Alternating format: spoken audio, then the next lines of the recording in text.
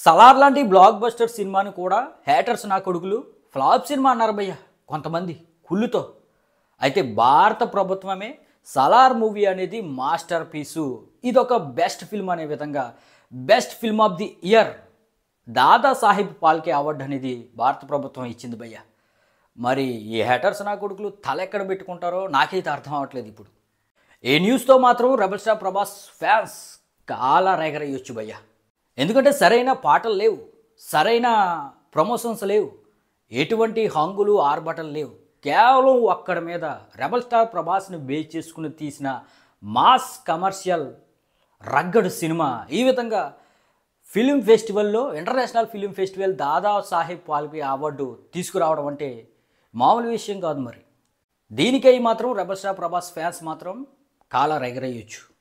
ఒకసారి ఈ దాదా సాహెబ్ పాల్కే అవార్డు అంటే ఏంటో కొంచెం చిన్నగా తెలుసుకుందాం భయ్య.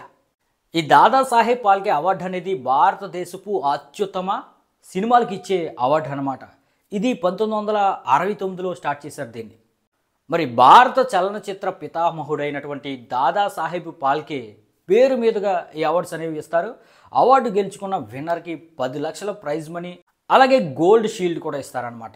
సాల్వ్ అనేది కప్పి ప్రభుత్వం ఈ అవార్డు అనేది ఇస్తుంది. అందుకని ఈ అవార్డుకి ప్రత్యేకమైన గుర్తింపు ఉంటుంది. అయితే ఈ అవార్డ్స్ భయ్య అనేక కేటగిరీలో ఇస్తారు.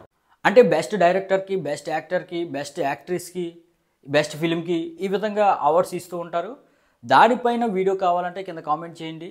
అవార్డ్స్ విన్నర్స్ లిస్ట్ అంతా పెట్టి ఒక వీడియో చేస్తానన్నమాట.